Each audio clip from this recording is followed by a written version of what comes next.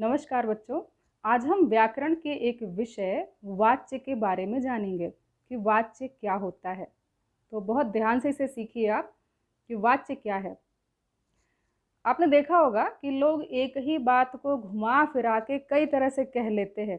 भाई ये भी एक कला है कि एक ही बात को कई तरह से कह लिया जाए। व्याकरण में बात कहने का जो अलग अलग ढंग होता है या तरीका होता है, उसी का नाम वाच्य है। जैसे इन वाक्यों को देखिए, सोहन क्रिकेट खेल रहा है। दूसरा वाक्य है, सोहन से क्रिकेट खेला जा रहा है। इन दोनों वाक्यों को ध्यान से देखिए, क्या इसमें कोई अंतर लग रहा है आपको? ये दोनों वाक्य एक ही बात समझा रहे हैं, हमको एक ही बात कह रहे हैं कि सोहन क्रिकेट खेल रहा है। हाँ, इनको लिखने का या कहने का तरीका थोड़ा अलग हो गया है। अब तीसरा वाक्य देखिए, सोहन के द्वारा खेला जा रहा है। ये वाक्य भी सोहन के खेलने के विषय में कह रहा है। तो यहाँ पर क्या देख रहे हैं आप? एक ही बात को अलग अलग ढंग से कहा गया है और इसी विविधता का नाम वाच्य है ना। बात को अलग अलग कहने के इस ढंग का नाम ही वाच्य है। तो समझ में आया यहाँ तक आपको? अब वाच्य के बारे में थोड़ा और विस्तार से पढ़ेंगे हम। वाच्य की परिभाषा, क्रिया के जिस रूप से यह पता चले कि वाक्य का विषय कर्ता है, कर्म है या भाव है, वाच्य कहलाता है। इस परिभाषा के अनुसार जो वाक्य की क्रिया होती है, हमें उस पर ध्यान देना है। हमारी क्रिया किसके अनुसार है? क्या वो कर्ता शब्द के अनुसार लिखी गई है या फिर वो कर्म शब्द के अनुसार है, या इन दोनों को छोड़ के वो किसी भाव पर आधारित क्रिया है? अब कर्ता, कर्म और भाव, भाव तो मन के विचारों को कहा जाता है। आपको कर्ता और कर्म शब्द समझना है कि वाक्य में कर्ता शब्द क्या होता है। बहुत आसान है बच्चों। पूरा वाक्य किसके बारे में बात कह रहा है? जैसे हमारा पहला वाक्य है, लता पुस्तक पढ़ रही है। इस पूरे वाक्य में देखा जाए तो ये बात किसके बारे में जानकारी दे रहा हमको? लता के बारे में। लता ही इस पूरे वाक्य का विषय है ना। तो वाक्य का जो विषय होता है उसे ही हम कर्ता शब्द कहते हैं। कर्म शब्द क्या होता है? देखिए, क्रिया का जिस पर प्रभाव पड़े। जो हमारी क्रिया है, पढ़ रही है, पढ़ने का जो संबंध होगा है ना, उसका जो प्रभाव पड़ेगा वो किस पर पड़ेगा? पुस्तक। क्या पढ़ा जाएगा भाई? पुस्तक पढ़ा जाएगा। तो ये हो गया क्रिया का जिस पर प्रभाव पड़ रहा है, उसे हम कर्म शब्द कहते हैं। तो इस तरह से आपको कर्ता और कर्म शब्द की थोड़ी जानकारी हो गई है। आगे और बताती जाऊंगी मैं आपको कर्म शब्द के बारे में। तो ये जो पहला वाक्य बच्चों, इसमें जो क्रिया है हमारी, पढ़ रही है, ये क्रिया ये किसके अनुसार है? पूरे वाक्य में देखिए दो शब्द और हैं, लता और पुस्तक। तो पढ़ रही है ये किसी लड़की के लिए लिखा गया होगा, क्योंकि यहाँ रही है शब्द आया है जो स्त्रीलिंग शब्द हुआ। तो ये जो पढ़ रही है क्रिया, ये पूरा जो वाक्य हमारा कर्ता शब्द है लता, लता के अनुसार है। क्योंकि लता स्त्रीलिंग शब्द है, इसलिए हमारी क्रिया भी स्त्रीलिंग में दिखाई दे रही है। अब ये कैसे पता किया जाए कि हमारी क्रिया कर्ता के ही अनुसार है? कहने से काम नहीं चलेगा, इसको चलिए चेक करके देखते हैं। और लता की जगह पर मैं कोई पुल्लिंग शब्द लिख देती हूँ, किसी लड़के का नाम लिख देती हूँ। मैं यहाँ पर रोहन इस शब्द को लिख रही हूँ जो किसी लड़के का नाम है। अब देखिए हमारी क्रिया कैसे बदलती है। लता शब्द को हटाइए और अब पूरे वाक्य रोहन शब्द जोड़ के पढ़िए। रोहन पुस्तक पढ़ रही है। अब ये गलत हो जाएगा, हमको क्या बदलना क्रिया बदलनी पड़ेगी। हमारा कर्ता बदल गया और क्रिया को भी बदलना पड़ेगा। क्रिया भी पुल्लिंग में होनी चाहिए। रोहन पुस्तक पढ़ रहा है, रही है की जगह पर रहा है शब्द हमको लिखना पड़ेगा। तो क्रिया हमारी किसके अनुसार बदल रही बच्चों? कर्ता शब्द के अनुसार। कर्ता का लिंग, वचन, काल अगर कुछ भी हम बदलेंगे तो हमारी क्रिया भी तुरंत बदल जाएगी। तो पहले वाक्य में हमारी जो क्रिया थी वो कर्ता शब्द के अनुसार चल रही थी। कर्ता शब्द था लता। अब दूसरे वाक्य को देखिए, लता के द्वारा पुस्तक पढ़ी जा रही है। उसी बात को दूसरे ढंग से लिखा गया है, लेकिन क्रिया देखिए किस पर आधारित है, किससे संबंधित हो रही है? पढ़ी जा रही है, ये हमारी क्रिया हो गई। अब फिर से हम चेक कर लेते हैं, लता शब्द की जगह फिर से हम रोहन लिख देते हैं और देखते हैं क्या इस क्रिया में कोई बदलाव आता है। यहाँ फिर से रोहन शब्द को यदि लिखा जाए, रोहन के द्वारा पुस्तक पढ़ी जा रही है, वाक्य तो बिल्कुल ठीक लग रहा है। यहाँ पर जो क्रिया बिल्कुल ठीक है, उसे बदलने की ज़रूरत नहीं है। तो इसका मतलब क्या है, जो ये हमारी क्रिया है वो कर्ता पर आधारित नहीं है, वो अब कर्म पर आधारित है। यहाँ जो कर्म शब्द है वो है पुस्तक। वाक्य में कर्म शब्द कैसे पहचाना जाए वो भी मैं आपको सिखाऊंगी, बहुत आसान है बच्चों। जो हमारा एक क्रिया शब्द है, पढ़ी जा रही है, क्रिया से ठीक पहले यदि आप क्या शब्द जोड़ दें, इसके पहले यदि आप क्या शब्द जोड़ेंगे और फिर इस क्रिया को पढ़ के देखिए, क्या पढ़ी जा रही है, तो इसका आपको एक उत्तर मिल जाएगा, पुस्तक पढ़ी जा रही है। ये उत्तर ही कर्म शब्द हुआ। जहाँ ये उत्तर है वहाँ कर्म शब्द होगा, जहाँ उत्तर नहीं मिलेगा आपको वहाँ कर्म शब्द नहीं होता वाक्य में। ये बहुत ध्यान से नोट कर लीजिए कहीं। तो यहाँ पर जो क्रिया है वो लता के अनुसार ना होकर के पुस्तक के अनुसार है। पुस्तक की जगह ग्रंथ लिख सकते हैं या कोई और शब्द लिखेंगे मिलता जुलता, तो हमारी क्रिया को उसके अनुसार बदलना पड़ेगा। अब तीसरे उदाहरण को देखिए, लता से पढ़ा नहीं जाता है। यहाँ पर जो हमारी क्रिया है पढ़ा नहीं जाता है, इसका एक अर्थ निकल रहा है। यहाँ पर एक पढ़ न पाने का एक जो भाव है, जो विवशता है, वो पता चल रही है कि पढ़ने में कुछ कठिनाई है, असुविधा है, और असुविधा भी मन का एक भाव है। तो यहाँ पर जो हमारी क्रिया है वो भाव प्रधान है। तो पहला जो हमारा वाक्य था वो कर्ता प्रधान था, है ना, जो क्रिया थी वो कर्ता के अनुसार थी। दूसरे वाक्य में हमारी क्रिया कर्म के अनुसार हो गई और तीसरे वाक्य में हमारी क्रिया भाव के अनुसार हो गई। तो इसी तरह हमें पता चलता है कि जो वाच्य है उसमें जो क्रिया है वो किसके अनुसार है। तो इसे आप ध्यान रखिएगा। अब चलते हैं, आगे बढ़ते हैं। क्रिया, थोड़ा सा क्रिया के बारे में भी जान लीजिए कि क्रिया किसे कहते हैं। क्रिया उन शब्दों को कहा जाता है जिनसे किसी कार्य के होने या किए जाने का पता चलता है। यहाँ वाक्यों को देखिए आप, इनमें जो क्रिया शब्द है, क्रिया का मतलब ही होता है कार्य, जिस शब्द से किसी काम के होने का पता चले। जैसे पहले उदाहरण में जो अंडरलाइन किया मैंने आपके लिए, क्रिया शब्द है ये, देख रहे हैं, देखना एक कार्य है। दूसरे उदाहरण को देखिए, लड़कों ने स्कूल साफ किया, साफ करना ये भी एक कार्य हो रहा है, तो ये क्रिया है।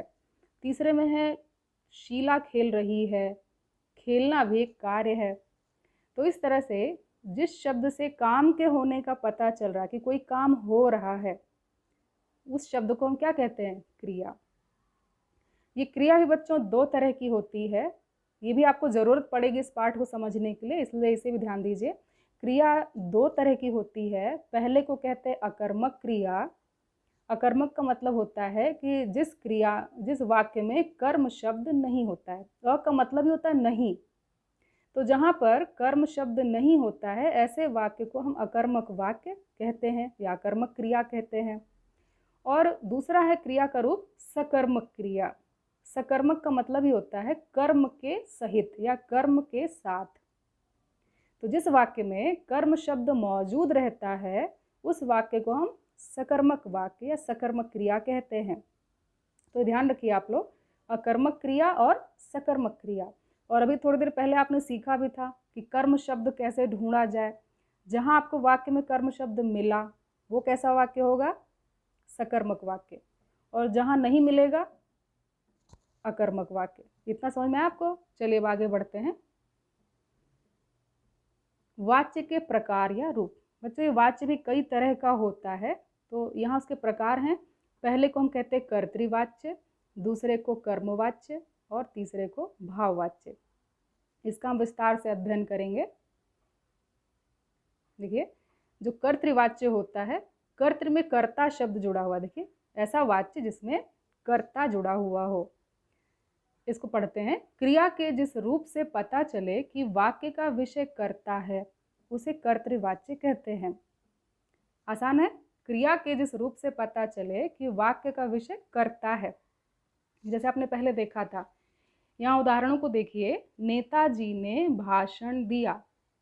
तो जो हमारी क्रिया है दिया, ये कर्ता शब्द के अनुसार है। दूसरा है कविता गाएगी। यहाँ जो क्रिया शब्द है गाएगी, ये कविता शब्द, ये लड़की का नाम है, इस पर आधारित है। यहाँ तो दो ही शब्द ही हैं खैर। तीसरा वाक्य देखिए, माँ ने बच्चे को लोरी सुनाई। यहाँ जो क्रिया है ये माँ पर आधारित है ना, माँ शब्द यहाँ कर्ता शब्द हुआ। और आखिरी वाक्य, वह व्यायाम कर रहा है। क्रिया कहाँ है? कर रहा है। इसका संबंध वह से है, व्यक्ति से है। तो जहाँ पर क्रिया कर्ता पर आधारित हो, कर्ता के लिंग वचन के अनुसार ही क्रिया हो, उसे हम क्या कहते हैं? कर्तृवाच्य।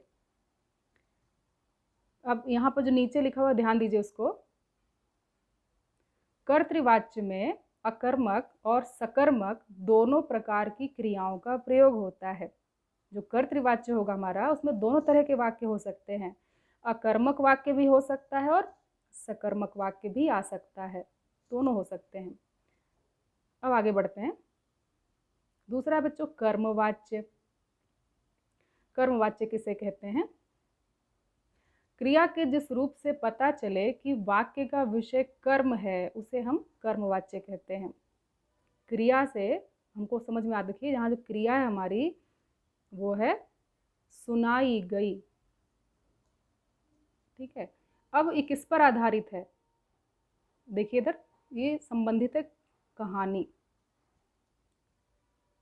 कहानी सुनाई गई है ना। कर्ता शब्द था नानी, लेकिन ये नानी पर आधारित नहीं है। ये क्रिया हमारी कर्म शब्द कहानी पर आधारित है। कहानी सुनाई गई।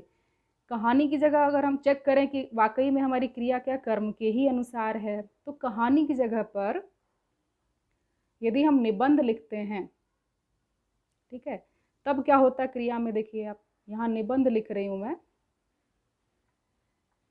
ठीक, अब नानी से कहानी जगह निबंध कर दीजिए, नानी से निबंध, तो क्रिया बदल जाएगी हमारी। निबंध सुनाना, सुनाया गया, इस तरह से हो जाएगा, क्रिया बदल जाएगी, क्योंकि हमारी क्रिया इस कर्म के हिसाब से चल रही, कर्म शब्द कहानी के हिसाब से चल रही है।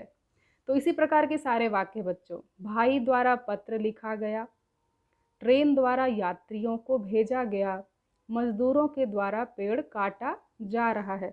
इन सभी वाक्यों में ध्यान दीजिए आप लोग कि यहाँ पर या तो से है और या फिर द्वारा है। ये देखिए सभी वाक्यों में आपको क्या दिख रहा है? से या फिर द्वारा। वाकई जो हमारा कर्म वाच्य होता है बच्चों, इसमें इस प्रकार के शब्दों का प्रयोग होता है।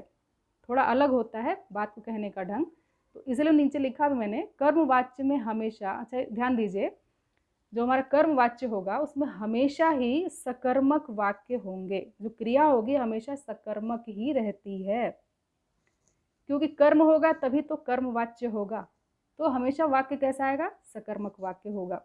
और दूसरी बात क्या है? कर्ता के बाद से या द्वारा शब्द का प्रयोग होता है।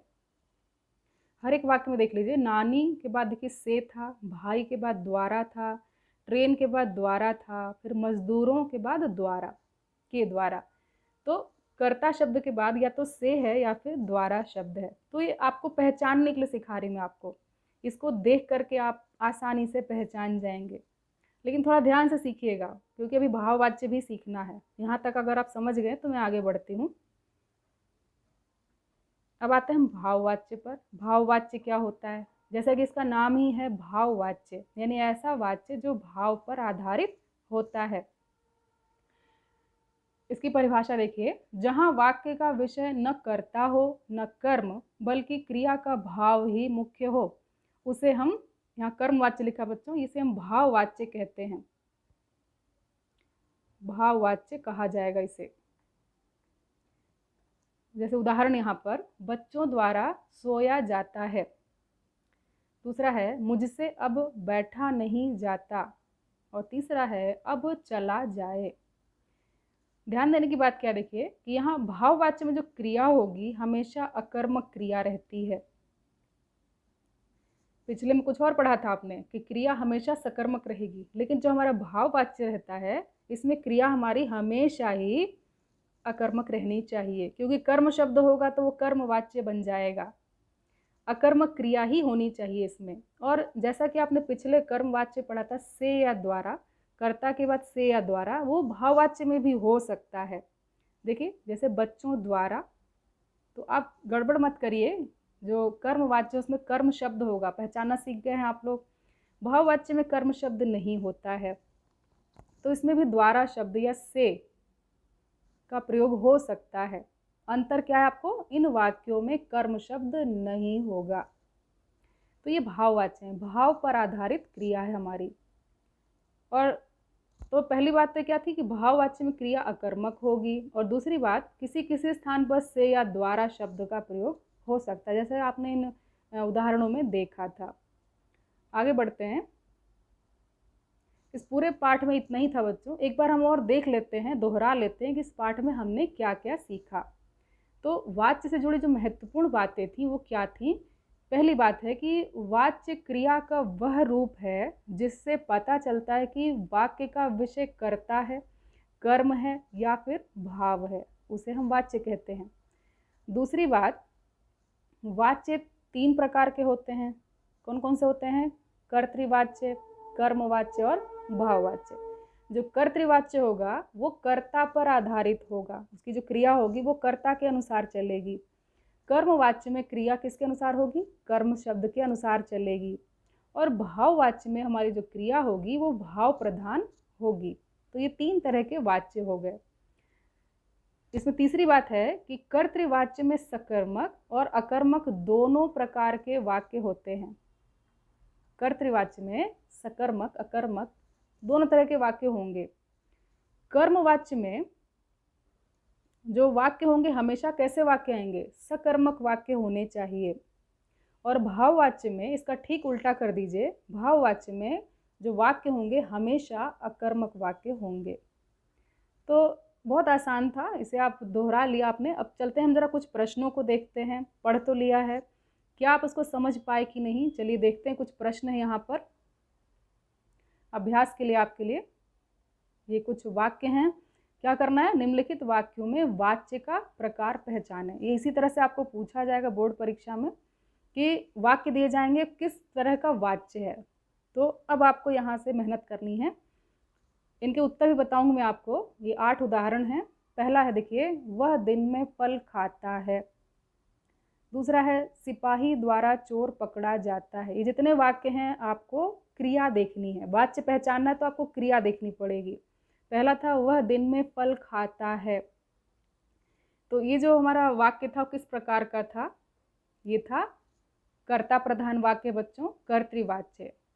वह दिन में फल खाता है। दूसरा है, सिपाही द्वारा चोर पकड़ा जाता है।